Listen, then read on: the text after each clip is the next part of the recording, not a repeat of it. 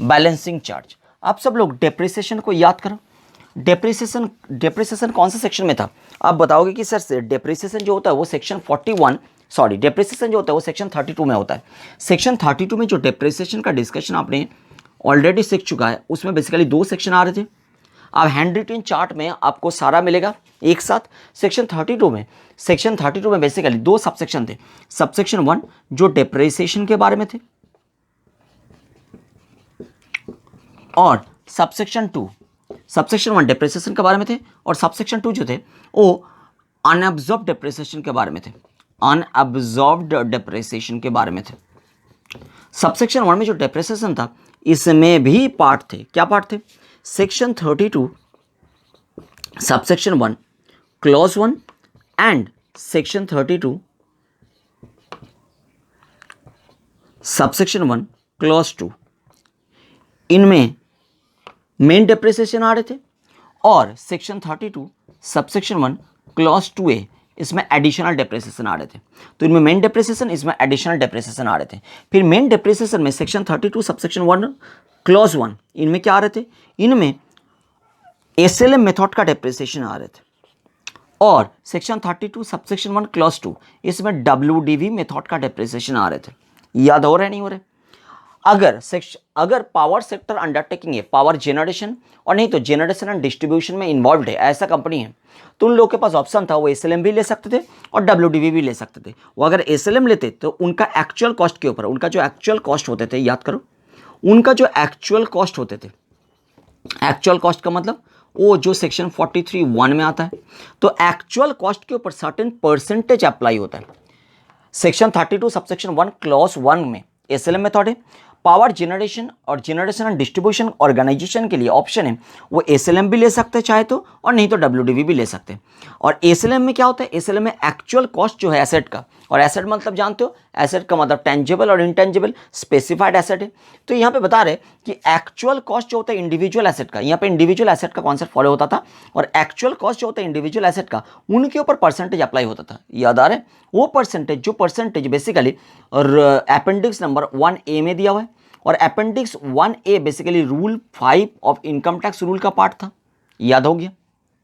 और यहां पे जो WDV मेथड जो लोग अप्लाई करते थे, WDV किसके लिए अप्लाई होते थे? पावर सेक्टर अंडरटेकिंग, और WDV चाहे तो उनके ऊपर WDV होगा, और बाकी जितना भी इंडस्ट्री है सबके ऊपर WDV मैंडेटरीली अप्लाई होगा। और WDV में क्या होते थे? WDV को याद करो, WDV में होते थे कि ब्लॉक ऑफ एसेट का जो रिटन डाउन वैल्यू होता है, ब्लॉक ऑफ एसेट का written down value, WDV of block of asset.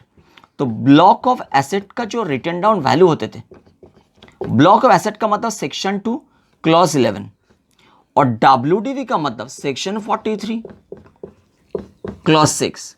Actual cost 43(1) और WDV तो 43(6). तो ब्लॉक ऑफ एसेट का जो WDV है, यहाँ पे इंडिविजुअल एसेट का कॉन्सेप्ट फॉलो हो रहे थे। इंडिविजुअल एसेट का जो एक्चुअल कॉस्ट है उनके ऊपर परसेंटेज अप्लाई हो रहे थे। कौन सा परसेंटेज? SLM का बात हो रहा है। SLM में इंडिविजुअल एसेट का जो एक्चुअल कॉस्ट है उनके ऊपर परसेंटेज अप्लाई हो रहे थे। वो परसेंटेज जो रूल 5 का अपेंडिक्स 1A में दिया हुआ है। क्लियर? और WDV मेथड जो लोगों के ऊपर अप्लाई हो रहा है उनके लिए क्या है? ब्लॉक ऑफ एसेट का जो WDV है उनके ऊपर परसेंटेज अप्लाई हो रहे थे। और परसेंटेज कहाँ डिफाइंड है? परसेंटेज अपेंडिक्स 1 में डिफाइंड है। और परसेंटेज जो अपेंडिक्स 1 में डिफाइंड है, अपेंडिक्स 1 किसका पार्ट है? रूल 5 का पार्ट है। बात समझ में आया? ये क्लियर है? फिर हमने देखा था कि जो एडिशनल डिप्रिसिएशन है, रिविजन चल रहा है। एडिशनल डिप्रिसिएशन जो है, एडिशनल डिप्रिसिएशन ऑल अंडरटेकिंग को एप्लीकेबल है, वो सारा अंडरटेकिंग को एप्लीकेबल है, चाहे वो पावर सेक्टर है चाहे पावर सेक्टर नहीं है। बट पावर सेक्टर के ऊपर तब एप्लीकेबल है जब power sector WDV method apply करते हैं। मतलब 32(1) क्लॉज 2A में जो एडिशनल डिप्रिसिएशन का कॉन्सेप्ट होता है वो केवल WDV मेथड जो लोग फॉलो करते हैं उनके ऊपर अप्लाई होता है। तो पावर सेक्टर अंडरटेकिंग के पास ऑप्शन है, वो WDV भी ले सकते हैं और SLM भी ले सकते हैं। वो अगर WDV ले लिया तो उनके पास भी एडिशनल डिप्रिसिएशन का ऑप्शन है। और अगर बाकी इंडस्ट्री का बात करोगे तो बाकी इंडस्ट्री के लिए तो मैंडेटरीली WDV फॉलो होता है, तो उनके लिए तो एडिशनल डिप्रिसिएशन का ऑप्शन ऑलवेज अवेलेबल है। क्लियर? बट एडिशनल डिप्रिसिएशन में जो कंडीशन दिया है ऑब्वियसली कंडीशन को फुलफिल करना पड़ेगा। यहां पे बात जो है 32(1) का 1, 32(1) का 2 आपको समझ में आ गया। इसके साथ और एक सेक्शन आ रहे थे, सेक्शन नंबर 32(1) एंड 3, इनको बोलते थे टर्मिनल डिप्रिसिएशन। तो आज जो हम डिस्कशन करेंगे 41(2) बैलेंसिंग चार्ज के साथ टर्मिनल डेप्रिसिएशन को साथ में लेकर डिस्कशन करेंगे। बैलेंसिंग चार्ज के साथ टर्मिनल डेप्रिसिएशन का डिस्कशन एक साथ होगा। तो आपको डेप्रिसिएशन याद हो गया। डेप्रिसिएशन में आपने जो डिस्कशन किया था फिर से एक बार बता रहे हैं। डेप्रिसिएशन का जो कॉन्सेप्ट है वो सेक्शन 32 में अवेलेबल है। सेक्शन 32 का दो सबसेक्शन है, सेक्शन 32 सबसेक्शन 1 जिनमें डेप्रिसिएशन है, सेक्शन 32 सबसेक्शन 2 जिसमें अनअब्जॉर्ब डेप्रिसिएशन है। सेक्शन 32 सबसेक्शन 1 जो है ना, उनमें section 32 subsection 1 clause 1 and clause 2 वो डेप्रिसिएशन के बारे में, मतलब वो मेन डेप्रिसिएशन के बारे में बात करता है। Section 32 subsection 1 clause 1, section 32 subsection 1 clause 2 ये मेन डेप्रिसिएशन के बारे में बात करता है। और एडिशनल डेप्रिसिएशन के बारे में बात करता है section 32 subsection 1 clause 2A, section 32 subsection 1 clause 2A। तो basically section 32 subsection 1 clause 1, section 32 subsection 1 clause 2 इन दोनों होता है मेन डेप्रिसिएशन, और एडिशनल डेप्रिसिएशन होता है section 32 subsection 1 clause 2A। Main depreciation जो है section 32 subsection 1 clause 1 and section 32 subsection 1 clause 2। Section 32 subsection 1 clause 1 जो है वो मेन डेप्रिसिएशन एसएलएम मेथड का, और सेक्शन 32 सबसेक्शन 1 क्लॉज 2 जो है वो मेन डेप्रिसिएशन डब्ल्यूडीवी मेथड का। तो किसके लिए एसएलएम एप्लीकेबल है, किसके लिए डब्ल्यूडीवी एप्लीकेबल है, बताओ किसके लिए एसएलएम एप्लीकेबल है। पावर सेक्टर अंडरटेकिंग के पास ऑप्शन है, चाहे तो एसएलएम भी ले सकते हैं, चाहे तो डब्ल्यूडीवी भी ले सकते हैं। अगर वो एसएलएम ले लिया तो एक्चुअल इंडिविजुअल एसेट का जो एक्चुअल कॉस्ट है, इंडिविजुअल एसेट अलग अलग एसेट को हम देखेंगे, इंडिविजुअल एसेट का जो एक्चुअल कॉस्ट है उनके ऊपर परसेंटेज अप्लाई होगा। वो परसेंटेज जो परसेंटेज अपेंडिक्स 1A में स्पेसिफाइड है। अपेंडिक्स 1A किसका पार्ट है, रूल 5 का पार्ट है। रूल 5 मतलब इनकम टैक्स रूल 1962 का रूल नंबर 5। ये बात क्लियर होगी। तो इंडिविजुअल एसेट का एक्चुअल कॉस्ट के ऊपर परसेंटेज अप्लाई होगा और होकर डेप्रिसिएशन निकल के आएगा एसएलएम बेसिस पे। और एक्चुअल कॉस्ट का मतलब कहां दिया है, सेक्शन 43 क्लॉज 1 में दिया हुआ है। फिर जब डब्ल्यूडीवी मेथड देखेंगे, डब्ल्यूडीवी पावर सेक्टर के लिए ऑप्शन है और बाकी के लिए तो मैंडेटरी है। और डब्ल्यूडीवी मेथड में क्या होता है, ब्लॉक ऑफ एसेट का जो डब्ल्यूडीवी होता है, ब्लॉक ऑफ एसेट मतलब सेक्शन 2 क्लॉज 11, और ब्लॉक ऑफ एसेट का जो डब्ल्यूडीवी है, डब्ल्यूडीवी का मतलब सेक्शन 43 क्लॉज 6। तो ब्लॉक ऑफ एसेट का जो डब्ल्यूडीवी है उन डब्ल्यूडीवी के ऊपर परसेंटेज अप्लाई होता है, और परसेंटेज का रेट कहां दिया है, अपेंडिक्स 1 में दिया हुआ है। अपेंडिक्स 1 किसका पार्ट है, रूल 5 का पार्ट है। रूल 5 मतलब इनकम टैक्स रूल 1962 का रूल नंबर 5। यहां तक क्लियर। ये था मेन डेप्रिसिएशन। और एडिशनल डेप्रिसिएशन जो लोग डब्ल्यूडीवी मेथड में डेप्रिसिएशन फॉलो कर रहे हैं उनके लिए एप्लीकेबल है। तो मतलब हो गया पावर सेक्टर अंडरटेकिंग का डब्ल्यूडीवी करेगा उनके लिए भी एडिशनल डेप्रिसिएशन का ऑप्शन रहेगा, और बाकी लोगों के लिए तो डब्ल्यूडीवी मेथड ही फॉलो करने तो उनके लिए तो एडिशनल डेप्रिसिएशन का ऑप्शन ऑलवेज अवेलेबल है। ये बात क्लियर। अच्छा, सेक्शन 32 सबसेक्शन 1 क्लॉज 3 ये बोलते हैं टर्मिनल डेप्रिसिएशन। टर्मिनल डेप्रिसिएशन किसके लिए एप्लीकेबल है, केवल एसएलएम वालों के लिए एप्लीकेबल है। अभी वही देखेंगे, टर्मिनल डेप्रिसिएशन के साथ 41(2) उनको मार्च करना है। देखिए कैसे मार्च करते हैं। Power sector undertaking, power sector undertaking जिनके ऊपर एसएलएम बेसिस पे डेप्रिसिएशन चार्ज होता है। तो पावर सेक्टर अंडरटेकिंग में जो एसेट होता है वो इंडिविजुअल एसेट के ऊपर एसएलएम बेसिस पे डेप्रिसिएशन चार्ज होता है। ये एसेट अगर सेल हो गया, डिस्कार्डेड हो गया, डेमोलिस्ड हो गया, डिस्ट्रॉय हो गया, और एसएससी के पास मानी आया है, मानीस पेबल, मानीस पेबल मतलब कुछ नहीं, मानीस पेबल टू एसएससी मतलब एसएससी को मानी रिसीवेबल है, मानीस पेबल टू एसएससी हुआ है, मतलब monies payable to SSC by other person. तो 3 सेक्शन आ सकता है, section 41(2), section 32 subsection 1 clause 3 and section 50A। ये 3 सेक्शन पिक्चर में आ सकता है। कैसे आएगा 3 सेक्शन पिक्चर में, वही देखेंगे। देखिए, पावर सेक्टर अंडरटेकिंग,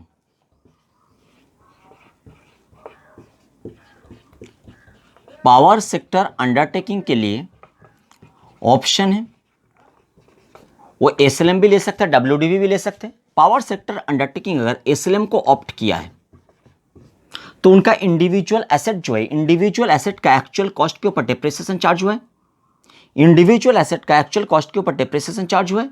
यस, वही एसेट को, जो एसेट के ऊपर डेप्रिसिएशन ऑलरेडी चार्ज हुआ है, वो सब एसेट अगर सेल हो गया, डिस्ट्रॉयड हो गया, डिस्कार्डेड हो गया, डेमोलिस्ड हो गया,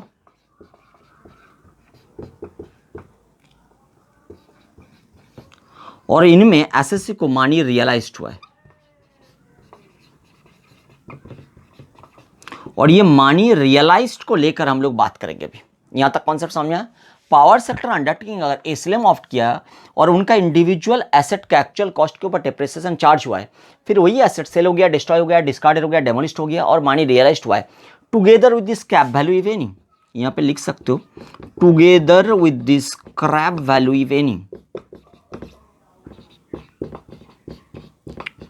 स्क्रैप वैल्यू इफ एनी।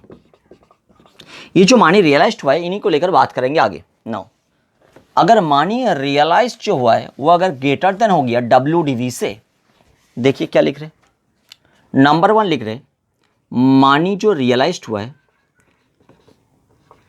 मानी रियलाइज्ड वो ग्रेटर देन है, किन से ग्रेटर देन है? WDV ऑफ द एसेट से ग्रेटर देन है। मान लीजिए एक एसेट है जिनका ओरिजिनल कॉस्ट है, एक एसेट है जिनका ओरिजिनल कॉस्ट है 1 लाख और कई साल में इनमें डेप्रिसिएशन चार्ज हुआ है एसएलएम मेथड में। एक्यूमुलेटेड डेप्रिसिएशन जो है वो हम लिख रहे हैं, एक्यूमुलेटेड डेप्रिसिएशन जो है, मान लीजिए वो एक्यूमुलेटेड डेप्रिसिएशन एसएलएम मेथड में आ रहे कई साल मिला के 20,000, मानिए एजम्पशन। तो 80,000 क्या हो गया? WDV। देखिए यहां अगर मानी जो रियलाइज्ड हुआ है ये वाला एसेट को सेल करके, मानी जो रियलाइज्ड हुआ है सेल हो सकता है, डिस्कार्ड हो सकता है, डेमोलिश्ड हो सकता है, डिस्ट्रॉय हो सकता है, कुछ भी, बट मानी रियलाइज्ड हुआ है। तो मानी जो रियलाइज्ड हुआ है वो मानी रियलाइज्ड अगर WDV से ज्यादा है एंड वो मानी रियलाइज्ड अगर ओरिजिनल कॉस्ट ऑफ एसेट से भी ज्यादा है,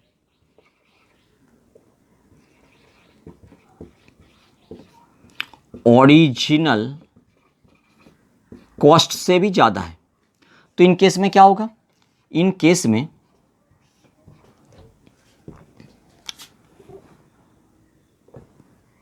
उदाहरण का हिसाब से समझिए, अगर इन एसेट को बेच के आपको मिला 90,000, money realise 90,000,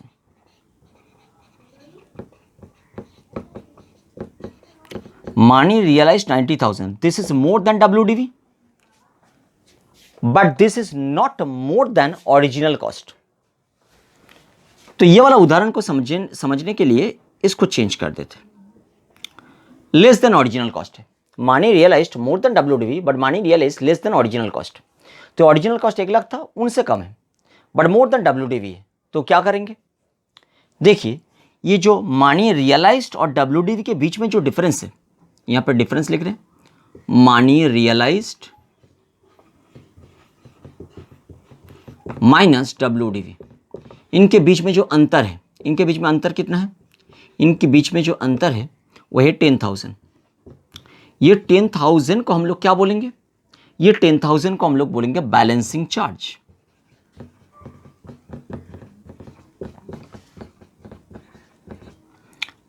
balancing charge as per section 41(2). ये बात क्लियर है? सेकेंड कॉन्सेप्ट को लेते हैं, money realised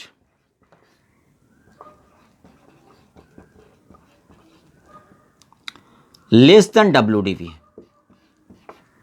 and obviously less than original cost तो होगा ही। तो मानिए रियलाइज्ड अगर less than WDV and money realised less than original cost, तो क्या होगा? देखिए ये ऑप्शन 1 था, ऑप्शन 2 ले रहे और ऑप्शन 2 में मानी रियलाइज्ड का फिगर ले रहे हम 70,000। मानी रियलाइज कितना है? 70,000। ये WDV से भी छोटा है और ओरिजिनल कॉस्ट से भी छोटा है। तो अभी क्या करेंगे? अभी यहां पे लिखेंगे WDV माइनस मानी रियलाइज्ड, तो कितना आएगा? WDV कितना है? 80 और मानी रियलाइज कितना है? 70। इन दोनों के बीच में जो डिफरेंस है 10,000, ये 10,000 को मानेंगे टर्मिनल डेप्रिसिएशन, टर्मिनल डेप्रिसिएशन, और सेक्शन होगा ये पीजीबीपी हेड में अलाउ हो जाएगा डिडक्शन जैसा, और इनके लिए सेक्शन होगा सेक्शन 32 सबसेक्शन 1 क्लॉज 3। ये बात समझ में आ गया। ये सेकेंड कॉन्सेप्ट था। थर्ड कॉन्सेप्ट हम ले रहे कि मानी रियलाइज्ड, जो मैंने स्टार्टिंग में लिख दिया था वही अभी लिखेंगे। Money realised greater than WDV, starting में इनको भी ग्रेटर देन किया था, ये मानी रियलाइज्ड को भी ग्रेटर देन किया था, याद आ रहा है, वही वाला लिखेंगे। Money realised greater than WDV and money realised greater than original cost, तो क्या होगा? तो ऑप्शन 3 का उदाहरण यहां ले रहे हैं। ऑप्शन 3 का उदाहरण मानिए कि आपको मिल गया है, मानिए आपको रियलाइज्ड हुआ है 1,10,000, 1,10,000। तो अभी क्या करेंगे, सुनिए ध्यान से। अभी दो कॉन्सेप्ट आएगा। एक तो देखिए ओरिजिनल कॉस्ट तक जो रिकवरी है, ओरिजिनल कॉस्ट कितना था 1,00,000, बेच के आपको 1,10,000 मिला, और WDV कितना था 80,000, 80,000 के ऊपर ओरिजिनल कॉस्ट तक जितना रिकवरी है उनको बोलेंगे बैलेंसिंग चार्ज।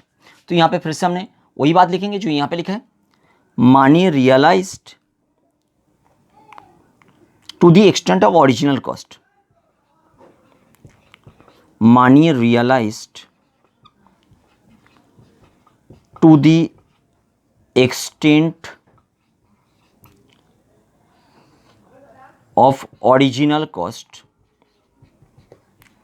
मानी realised to the extent of original cost, ये कितना है, ये 1,00,000 आएगा माइनस WDV, WDV कितना है 80, तो 1,00,000 माइनस 80 करने में कितना है 20, ये 20,000 को हम बोलेंगे balancing charge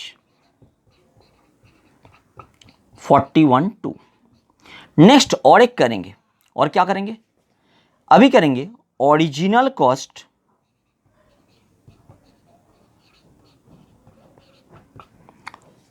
cost minus, sorry, minus realised total money realised. यहां लिखा था money realised to the extent of original cost, अब यहां लिखा मानी रियलाइज्ड मतलब टोटल मानी रियलाइज्ड, मतलब मानी realised minus original cost. Money realised कितना है, आप बोलोगे सर 1,10,000, और ओरिजिनल कॉस्ट कितना है 1,00,000, तो ये जो 10,000 है, ये 10,000 क्या हो जाएगा, ये 10,000 को बोलेंगे कैपिटल गेन, और ये capital gain short term capital gain होगा, और ये कैपिटल गेन के लिए सेक्शन होगा जो मैंने आपको ऑलरेडी बताया, section number 50A।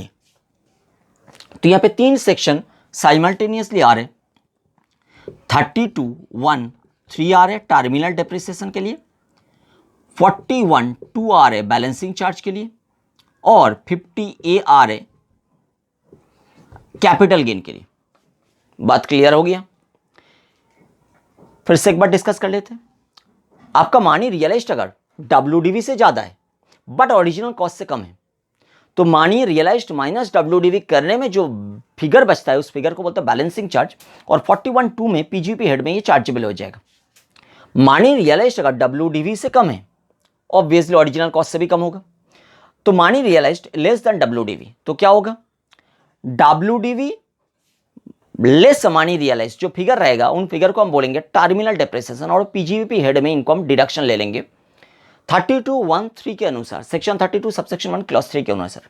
But money realised अगर greater than WDV and money realised also greater than original cost, तो क्या करेंगे, तो money realised to the extent of original cost, original cost तक जो मानी रियलाइज्ड हुआ है वो एक फिगर लेंगे, उनसे लेस करेंगे WDV को, तो जो फिगर रहेगा उन फिगर को हम बोलेंगे, जो फिगर डेराइव फिगर निकल के आएगा उनको हम बोलेंगे बैलेंसिंग चार्ज 41(2) के अनुसार, और इंटर मानी रियलाइज्ड मतलब minus original cost, inter money realised minus original cost जो फिगर डेराइव फिगर आएगा उनको हम बोलेंगे capital gain as per section 50A। ये बात क्लियर होगी। तो ओरिजिनल कॉस्ट से ऊपर का जो रिकवरी है वो कैपिटल गेन है। ओरिजिनल कॉस्ट तक जो रिकवरी है, WDV के ऊपर रिकवरी हुआ है, ओरिजिनल कॉस्ट तक जो रिकवरी है उनको बोलेंगे क्या, बैलेंसिंग चार्ज। ओरिजिनल कॉस्ट से ऊपर जो रिकवरी है उनको बोलेंगे capital gain, short term capital gain 50A के अनुसार। और अगर WDV तक रियलाइज नहीं हुआ है तो जितना रियलाइज हुआ है और WDV उन दोनों के बीच में जो शॉर्टफॉल है, WDV तक तो रियलाइज करना था, उतना भी रियलाइज नहीं हुआ है, तो जितना शॉर्टफॉल रह गया है उन शॉर्टफॉल को बोलेंगे टर्मिनल डेप्रिसिएशन। फिर बता रहे WDV तक मानी रियलाइज नहीं हुआ, उनसे भी कम मानी रियलाइज हुआ है, तो जितना भी शॉर्टफॉल हुआ है उनका डिडक्शन मिलने का आपका हक है, क्योंकि आपने जो कैपिटल एक्सपेंडिचर किया था उनका डिडक्शन आपको मिलना चाहिए, तो आपका एक्सपेंडिचर है। बट WDV तक आपको मानी रियलाइज नहीं हुआ है, तो WDV तक मानी अगर रियलाइज नहीं हुआ है, जितना मानी रियलाइज हुआ है और WDV दोनों के बीच में जो शॉर्टफॉल है उन शॉर्टफॉल को हम बोलेंगे टर्मिनल डेप्रिसिएशन। WDV से ज्यादा मानी रियलाइज हुआ है तो ओरिजिनल कॉस्ट तक जो रिकवरी है उनको बोलेंगे बैलेंसिंग चार्ज, और PGP हेड में चार्जेबल हो जाएगा, क्योंकि आपको तो रिकवर करना था WDV तक, उनसे भी ज्यादा रिकवरी हो गया, तो ओरिजिनल कॉस्ट तक रिकवरी को हम बोलेंगे बैलेंसिंग चार्ज। ओरिजिनल कॉस्ट के ऊपर जो रिकवरी है उनको हम बोलेंगे क्या, ओरिजिनल कॉस्ट के ऊपर जो रिकवरी है उनको हम बोलेंगे कैपिटल गेन सेक्शन 50A के अनुसार, और वो शॉर्ट टर्म कैपिटल गेन होगा। ये बात क्लियर हो गया यहां तक। तो 41.2 हो गया। अभी करने के लिए जाएंगे 41.3। 41.3 आप सब लोग जानते हो 41.3 क्या होता है बताओ। साइंटिफिक एसेट को जो आपने रिसर्च में यूज किया था, sale of asset used in scientific research, scientific research में जो एसेट यूज्ड हुआ है उसको आपने सेल कर दिया, तब क्या होगा। इनके लिए अलग से डिस्कशन का जरूरत नहीं है, ये बहुत इंपॉर्टेंट है, इनको मैंने अलग से कवर करके रख दिया है, यहां डिस्कशन करने का जरूरत नहीं है। 41 के साथ इनको मैंने अलग से कवर करके रख दिया। जब हमने sale of asset used for scientific research section 35 किया था, 35 के साथ ही इसका डिस्कशन हो गया, तो प्लीज आप 35 का क्लास को रेफर करो, उनमें आपको मिल जाएगा 41.3। यहां तक क्लियर है। सेक्शन 41 सबसेक्शन 4 जो होता है वो होता है recovery of bad debt, bad debt का रिकवरी। इनका डिस्कशन भी कंप्लीट हो चुका है। इनका डिस्कशन कहां कंप्लीट हुआ है, जब हमने सेक्शन 36 सबसेक्शन 1 क्लॉज 7 किया था, उनमें हमने 41.4 का डिस्कशन कर लिया है। सेक्शन 36 सबसेक्शन 1 क्लॉज 7 का जब डिस्कशन किया था उन टाइम में हमने 41.4 का भी डिस्कशन किया है। एक बार दिखा देते चलो आपका सुविधा के लिए। मान लीजिए एक पर्टिकुलर प्रीवियस ईयर मान लो 17-18 प्रीवियस ईयर, मान लो 17-18 प्रीवियस ईयर में क्रेडिट सेल हुआ है 1 लाख का। एसएससी ने 17-18 प्रीवियस ईयर में क्रेडिट सेल किया है 1 लाख रुपया का। 17-18 प्रीवियस ईयर में 1 लाख रुपया का क्रेडिट सेल हुआ है, तो 1 लाख रुपया इनकम बन चुका है 17-18 प्रीवियस ईयर में अंडर द हेड PGBP। अगर एसएससी ने एक्चुअल बेसिस पे PGBP इनकम कंप्यूट किया तो कैश बेसिस पे किया है, तो जब 1 लाख रुपया रिकवर्ड होगा तभी जाके इनकम बनेगा। नाउ 18-19 प्रीवियस ईयर में जाके एसएससी को लगा कि पूरा 1 लाख रिकवरेबल नहीं है, 80,000 रिकवरेबल है, बाकी 20,000 नॉट रिकवरेबल है। तो 20,000 अगर नॉट रिकवरेबल है तो 20,000 के अगेंस्ट में उन्होंने बैड डेट क्लेम कर लिया, बैड डेट क्लेम किया एज पर सेक्शन 36(1)(7 और बैड डेट क्लेम कर लिया उन्होंने 20,000। तो बाद में जाके एसएससी को रिकवर होने वाला है कितना, 80। यही एसएससी का एक्सपेक्टेशन है। अगर बाद में जाके एक्चुअल में 80,000 रिकवर्ड होता है तो इनकम टैक्स में कोई भी ट्रीटमेंट नहीं होगा, क्योंकि 1 लाख रुपए आपने इनकम बनाया था, बाद में 20,000 का डिडक्शन क्लेम किया है। 17-18 में 1 लाख इनकम बना, 18-19 में 20,000 का आपने डिडक्शन क्लेम किया, तो एक्चुअल में इनकम टैक्स में इफेक्ट आया 80 का, और बाद में जाके 80 रिकवर्ड हो रहे, तो इनके रेस्पेक्ट में कोई भी ट्रीटमेंट नहीं होगा जब 80,000 रिकवर्ड होगा। बट अगर 80,000 से ज़्यादा और कम रिकवरी होता है तो इनकम टैक्स में ट्रीटमेंट होगा। कैसे, 1920 में जाके मान लीजिए रिकवर्ड हो रहे, और 1920 में जाके जब रिकवर्ड हो रहे 17-18 के सेल के रेस्पेक्ट में, हम यहाँ पे 2 ऑप्शन ले रहे हैं। रिकवर्ड हो रहे 80,000 से ज़्यादा एक ऑप्शन, और दूसरा ऑप्शन 80,000 से कम। अगर 80,000 रिकवर होगा तो नो ट्रीटमेंट,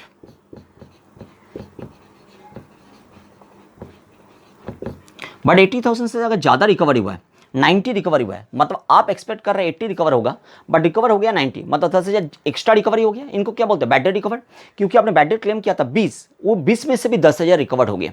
ये 10,000 क्या है, बैड डेट रिकवरी है। तो बैड डेट रिकवरी आपने क्लेम किया था डिडक्शन 20, तो जिस साल आपने बैड डेट क्लेम किया था 20, उस साल प्रॉफिट 20 कम हो चुका था, बट एक्चुअल में प्रॉफिट कम होना चाहिए था 10, क्योंकि आपको बैड डेट एक्चुअल में हुआ है, जाके बाद में पता चला कि आपका बैड डेट एक्चुअल में 10 है, बट आपने बैड डेट क्लेम किया था 20, तो 10,000 बैड डेट ज़्यादा क्लेम कर लिया, उस साल प्रॉफिट 10,000 कम हो गया था। अभी 10,000 मिल गया तो 10,000 का प्रॉफिट दिखाना है। ये क्या है, कहाँ दिखाओगे, 41(4) के थ्रू दिखाओगे। तो 10,000 आप दिखाओगे bad debt recovered, ₹10,000 bad debt recovered, bad debt recovered chargeable under the head PGBP as per section 41(4). यहां तक क्लियर है। बट अगर रिकवरी हुआ है 70,000, मतलब रिकवर होना चाहिए था 80, बट रिकवर हुआ है 70, मतलब आपने बैड डेट दिखा था 20, बट एक्चुअल में बैड डेट दिखाना चाहिए था 30, तो आपने 10,000 कम बैड डेट दिखाया, तो 10,000 का बैड डेट क्लेम आपने कम किया, तो इस साल का प्रॉफिट सब 10,000 ज़्यादा लेस कर दोगे, क्योंकि 18-19 में आपने बैड डेट क्लेम किया था 20, क्लेम करना चाहिए था 30, तो आपने 10,000 कम क्लेम किया था, उस साल का प्रॉफिट 10,000 ज़्यादा हो गया था, इस साल का प्रॉफिट में 10,000 आप डिडक्शन ले लो तो इफेक्ट सेम हो जाएगा। देखिए यहाँ पे हम क्या करेंगे, यहाँ पे हम 10,000 का डिडक्शन क्लेम कर लेंगे, 10,000 के रेस्पेक्ट में हमने डिडक्शन क्लेम करेंगे। ये जो डिडक्शन क्लेम करेंगे इनको सपोर्ट कौन कर रहे हैं, सेक्शन 36 सबसेक्शन 2 क्लॉज 2। बात समझ में आ रही है। जब 20,000 डिडक्शन हमने क्लेम किया था बैड डेट के रेस्पेक्ट में, तब तो सपोर्ट किया था 3617, बट बाद में जाके जब रिकवरी हुआ है 70 और 10,000 रिकवर नहीं हुआ है, वो 10,000 जो डिडक्शन हम क्लेम करेंगे उसको सपोर्ट कौन करेगा, 36(2) का 2। यहाँ तक क्लियर हो गया। ये सारा इंपॉर्टेंट प्रोविजन है 41 के रेस्पेक्ट में, 41(1), 41(2), 41(3) एंड 41(4) बहुत इंपॉर्टेंट प्रोविजन है पीजीबीपी चैप्टर में। आप सबको बार बार इसको रिवीजन करना होगा।